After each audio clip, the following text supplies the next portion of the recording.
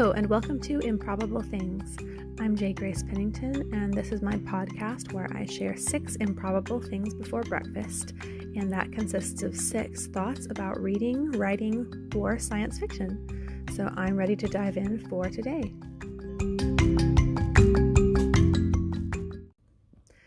I apologize for not having gotten a podcast up last week. I kept intending to, and it's just been such a whirlwind. We moved not this past Saturday, but the Saturday before into our first house, and that was of course the craziest day. But even since then, just unpacking, organizing things, getting things settled.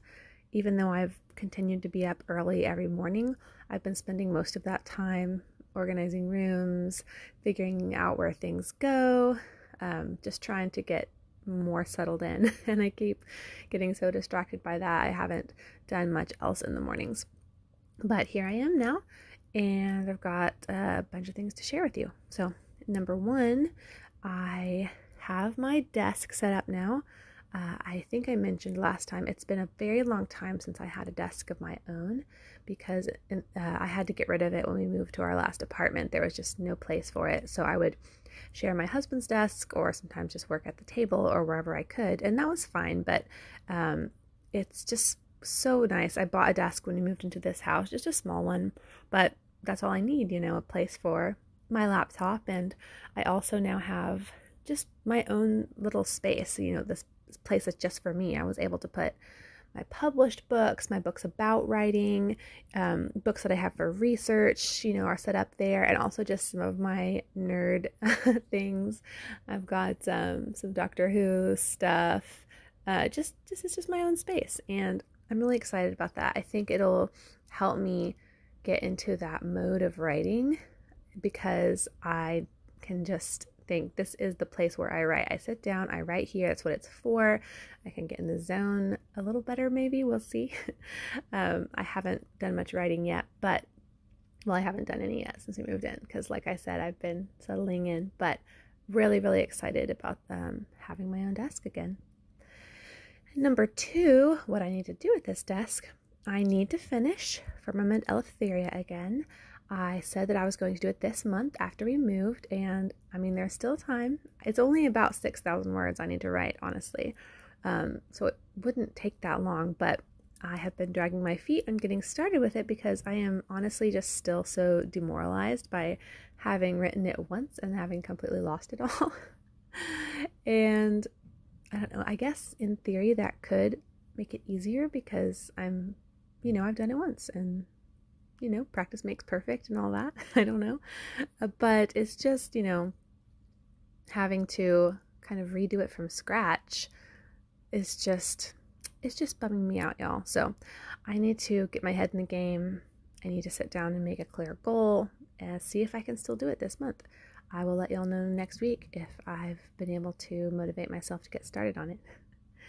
And then number 3, it was so much fun getting all my bookshelves set up in the new place. We moved some things around as far as how we use different furniture. So, there was a shelf that was in my closet holding linens and things like that at the old apartment. And now I've turned it into an actual bookshelf for my kids' room and just some things like that, just shifting things around.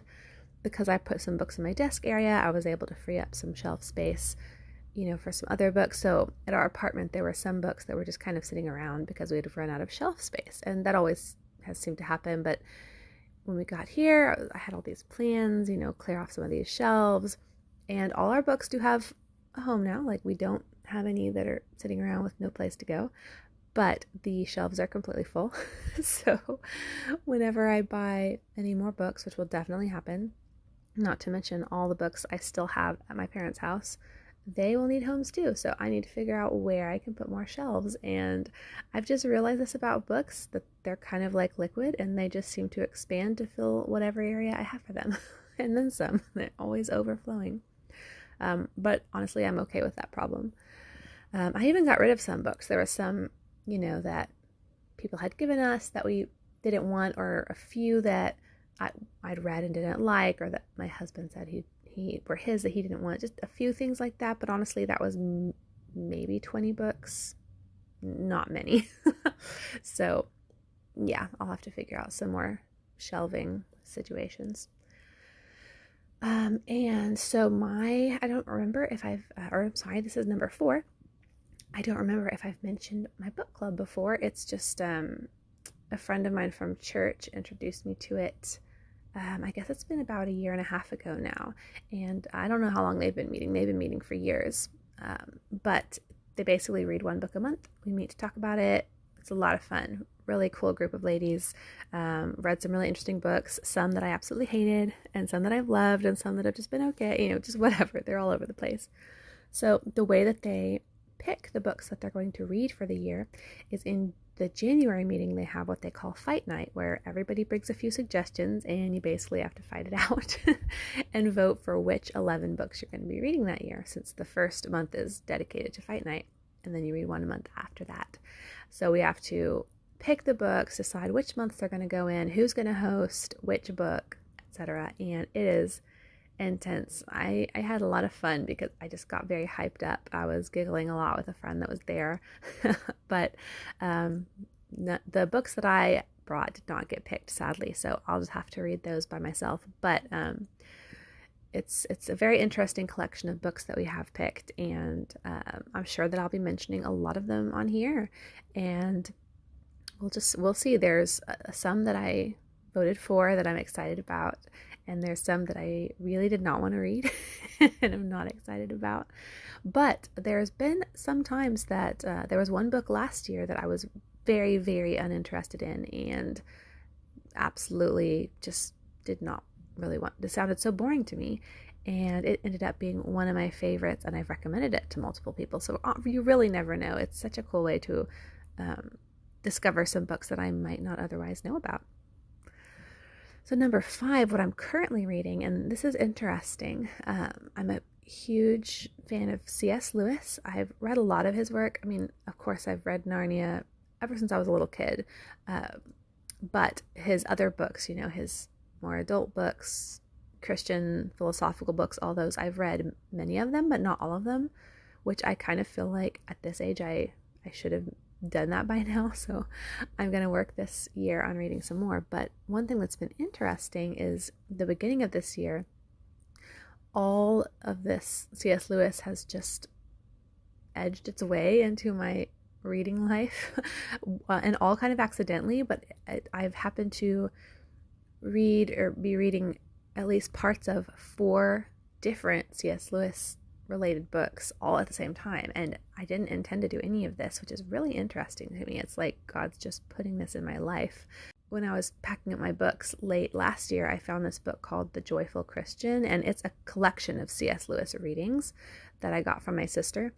And so it's readings from many different books and many different works of his on different, just kind of divided into different topics. So I thought that'd be a good one to just keep out and read while the rest of the books are packed away. So I kept that one out, and I've been reading that. And then also, while moving, I came across a recording of the Screwtape Letters that I'd bought years ago and never listened to. So I thought, I should put that in my car and start listening to that. So I did. And then, because I usually also have an audiobook going on my phone, separate from whatever books I'm physically reading, I was looking through the Hoopla app, trying to find something to listen to, and nothing was jumping out at me. There was nothing I was really interested in. I was looking on Audible, nothing I was really interested in. And then just scrolling through some new additions to Hoopla, I found this book called Once Upon a Wardrobe, and I can't actually remember the author. I'll have to look that up later, but it's called Once Upon a Wardrobe, and it sounded interesting, so I started listening to it. I'm about halfway through now.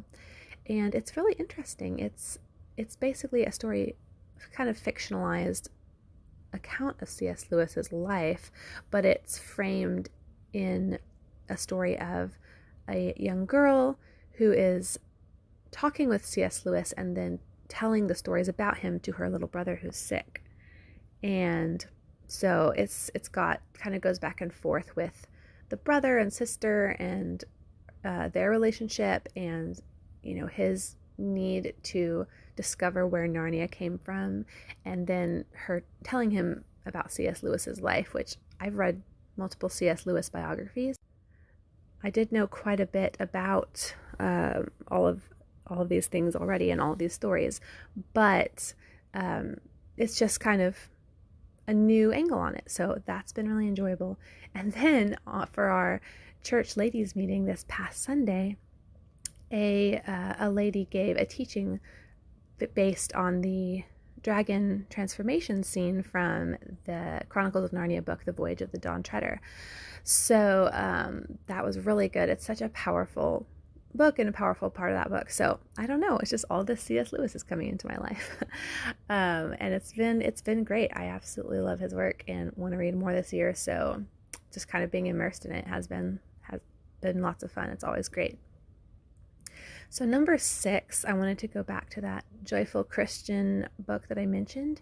And I'm finding as I read it, not only am I soaking in, all the good C.S. Lewis wisdom and all of that, but I'm also doing a lot of thinking on the whole idea of a collection like this and whether I approve or not.